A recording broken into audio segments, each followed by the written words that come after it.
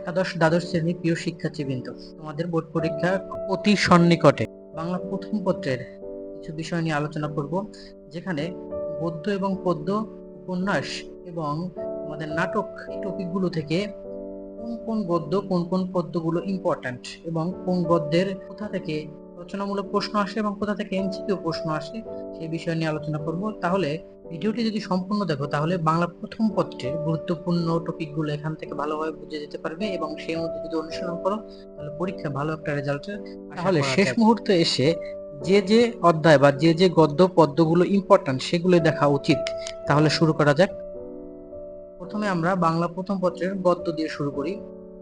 বাংলা প্রথম পত্রের গদ্যের সবচেয়ে ইম্পর্ট্যান্ট যে গদ্যগুলো আছে তার মধ্যে একটি হলো অপরিচিতা। অপরিচিতা যে বিষয় নিয়ে আলোচনা করা হয়েছে, নারী জাগরণ, যৌতুক প্রথা ও আত্মমর্যাদা কেন্দ্রিক সৃজনশীল প্রশ্ন এখান থেকে বারবার আসে এবং এই অধ্যায় থেকে এমসিকিউ গুলো অত্যন্ত গুরুত্বপূর্ণ। তাই এই অধ্যায়টা মূলত তোমরা রচনামূলক এবং এমসিকিউ দুটোর জন্য পড়বে। এরপরে আমরা আসবো 52 দিনগুলি। 52 দিনগুলি ঐতিহাসিক প্রেক্ষাপট ও বঙ্গবন্ধু জেল জীবনের ঘটনা নিয়ে আলোচনা। যদিও এখন প্রেক্ষাপটের ভিত্তিতে এখান থেকে প্রশ্ন নাও আসতে পারে, তবে এমসিকিউর জন্য কিন্তু এই পদ্ধতি খুবই ইম্পর্ট্যান্ট। এরপরে আমরা বিলাসী।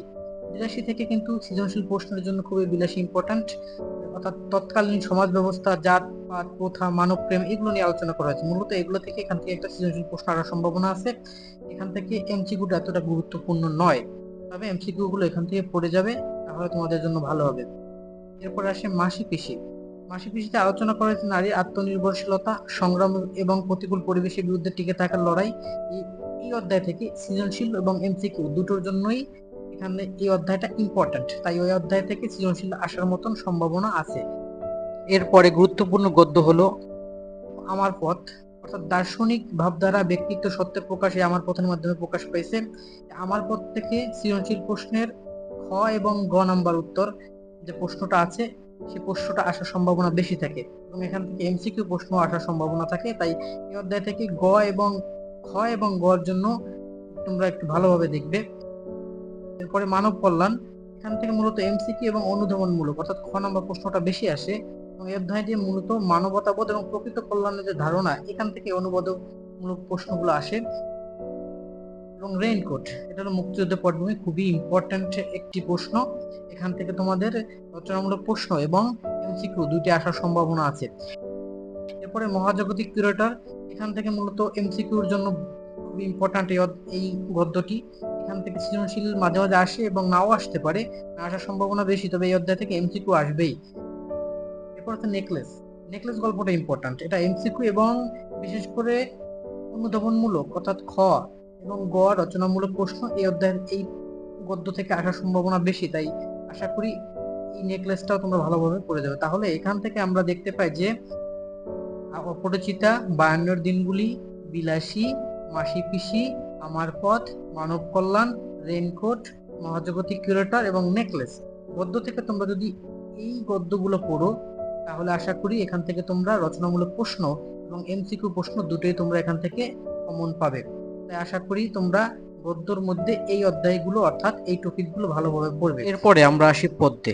যে পদ্যগুলো সবচেয়ে বেশি ইম্পর্ট্যান্ট তা হলো বিবেচনার প্রতি মেঘনাদ, সোনার তরী, বিদ্রোহী, 18 বছর বয়স, তারপরে ফেব্রুয়ারি 1969, তাহারেই মনে পড়ে, আমি কিংবদন্তির কথা বলছি, নলদিনের কথা মনে পড়ে যায়। এই যে কটা আমরা বললাম, এই কয়টা যদি তোমরা পদ্য পড়ে যাও, তাহলে এখান থেকেই এমসিকিউ এবং রচনামূলক আশা করি দুইটার জন্যই তোমরা এগুলো পড়লে তোমাদের হয়ে যাবে। বিশেষ করে বিবেচনার প্রতি মেঘনাদ, এখানে দেশপ্রেম, সদাত্ম বোধ, পৌরাণিক প্রেক্ষাপট ইত্যাদি, এখান থেকে সৃজনশীল প্রশ্ন আসার সম্ভাবনা বেশি। সোনার তরী থেকে সৃজনশীল প্রশ্ন এবং অনুধাবনমূলক প্রশ্ন আসে। বিদ্রোহী থেকে সৃজনশীল প্রশ্ন এবং এমসিকিউ দুটোই আসে। 18 বছর বয়স, এখান থেকে সৃজনশীল প্রশ্ন আসে, এমসিকিউ আসে। ফেব্রুয়ারি 1969, এখানে মূলত ম্যাক্সিমাম তোমার একটা সৃজনশীল প্রশ্ন আসার সম্ভাবনা থাকে। তাহারই মনে পড়ে, এখান থেকে সৃজনশীল প্রশ্ন, অনুধাবন প্রশ্ন এবং এমসিকিউ এখান থেকে আসে। আমি কিংবদন্তির কথা বলছি, এখান থেকে ঐতিহ্য এবং পূর্বপুরুষের সংগ্রামের ইতিহাস, এগুলো নিয়ে একটা এমসিকিউ এখান থেকে মানে রচনামূলক প্রশ্ন আসতে পারে। তারপর নরুলদিনের কথা মনে পড়ে, এখান থেকে তোমার একটা সৃজনশীল প্রশ্ন আসতে পারে। এইগুলো তোমার পদ্য। এরপর যদি আমরা আসি উপন্যাস এবং নাটক, তাহলে উপন্যাসের ক্ষেত্রে একটা একটা উপন্যাস থেকে একটা প্রশ্ন পাবে এবং নাটক থেকে একটা প্রশ্ন পাবে। উপন্যাসের ক্ষেত্রে তোমার যে লাল সালু উপন্যাসটির যে জায়গাটা অর্থাৎ যে আহ, চরিত্রগুলো তোমরা পড়বে রচনার জন্য, বিশেষ করে মজিদের চরিত্র এবং কুটকৌশল, তারপরে গ্রামের মানুষের কুসংস্কার অন্ধবিশ্বাস, তারপর জামিলা চরিত্র, রহিমা চরিত্র, তারপর আওয়ালপুরের পীর বনাম মজিদ, তাদের মধ্যে যে একটা দ্বন্দ্ব ছিল। আর এমসিকিউর জন্য কোনগুলো পড়বে? এমসিকিউর জন্য যেমন পড়বে মজিদের অতীত জীবন, কারো পাহাড় অঞ্চল থেকে আসা অনাহারী অতীত, তারপরে মাজারের খুঁটিনাটি পড়বে, যেরকম লাল সালুর কাপড়, মোমবাতি, মাজারটি কার নামে ছিল, এবং বিভিন্ন চরিত্রের সংলাপ, যেমন দুদু মিয়া, তাহেরের কাদেরের বাপ, ধলা মিয়া, আমেনা বিবি, এদের যে সংলাপ গুলো আছে এগুলো পড়বে। তারপর নাটক সিরাজউদ্দৌলা, এখান থেকে ইম্পর্টেন্ট যে টপিক গুলো আছে, নবাব সিরাজউদ্দৌলার চরিত্রটা, এখান থেকে রচনামূলক প্রশ্ন আসতে পারে। ঘসেটি বেগম, মির্জাফরের ষড়যন্ত্র, মীর মদন মোহনলালের দেশপ্রেম, পলাশী যুদ্ধের পটভূমি। এবং এমসিকিউর জন্য নাটকের দৃশ্যগুলো একটু ভালোভাবে পড়বে এবং গুরুত্বপূর্ণ সংলাপ, যেরকম বাংলার ভাগ্যাকাশে আজ দুর্যোগে ঘন ঘটা, এটা কে বলেছে, এই যে জিনিসগুলো আছে এগুলো এমসিকিউর জন্য ইম্পর্টেন্ট। আশা করি তোমরা যদি এই আমাদের বাংলা প্রথম পত্রের এই যে কটা গদ্য বললাম এবং পদ্য বললাম এবং নাটকের যে অংশ বললাম, এগুলো যদি একটু ভালোভাবে দেখে যেতে পারো, তাহলে আশা করি তোমরা পরীক্ষায় ভালো একটা রেজাল্ট করবে।